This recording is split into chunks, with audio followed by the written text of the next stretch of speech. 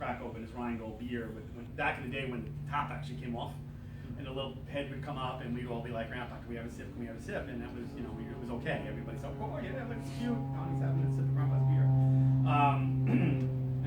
I got drunk my first time at 17. My best friend growing up, it was his 18th birthday, and back then 18 was his legal drinking age. So we went, and my friend Donald had the ID to get every possible thing we ever wanted to drink. We had bottles of this, bottles of that, cases of this beer, cases of that beer, Foster's, the big oil cans, and all the shit that we wanted to try. And I got drunk that day for the first time. It was my first blackout. It was my first true hangover. And going with that hangover, all the bodily functions that come with it. Meaning, the puking, the headache, all that kind of stuff. And it was fun, it was exciting, and it was the most wonderful day of my life. Because at that point I had realized that I could feel comfortable when I'm drunk. And I could feel comfortable, and I could let my guard down and my inhibitions down, and it was okay, and it was a very empowering thing for me at the time. And I think from that day forward, I drank to get drunk. I didn't necessarily drink to have the red wine with the meat and the white wine with the fish, or have a really nice cocktail because I enjoyed the taste of it. I did all those things in the beginning, but it was never like if that was a glass of wine on the table or a bottle of wine on the table, it was my responsibility to make sure when we got done with dinner that bottle of wine was not going to get wasted, and I would finish it off, and that's the way I drank forever. I drank for the effect. And that lasted for a while. It lasted almost 30 years of my life.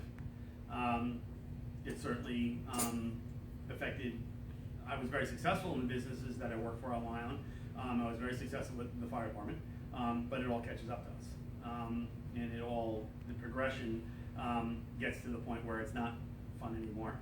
It's not just feeling comfortable. It's now your body needs it. Your body has to have it, and if you don't drink and you don't use or what substance you might be struggling with, it's a horrible feeling.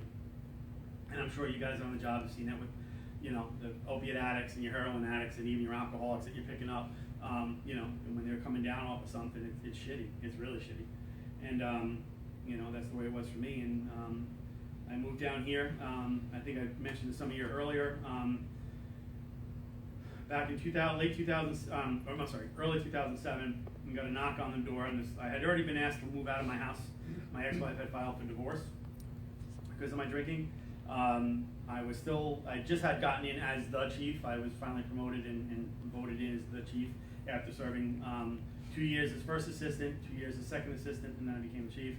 And not only a month or two, or actually about 3 months into it, I got a knock on the door because I was living in an apartment that one of my firefighters had behind his house, a little dumpy little apartment. And it was two members of the Board of Fire Commissioners and one of my assistant chiefs. And they said, "We're really sorry about this, but we need you to sign these papers, and we need the keys to your Tahoe." And that was the end of my 16 years on the job, on my fire department involvement. I don't remember doing those papers, signing those papers. I don't remember anything. I remember rolling back to sleep thinking, all right, now I got to find a car. And it was the right thing for them to do. And why I'm telling you all this is because they did at one point tell me to take some time off, and they did send me to some psychologist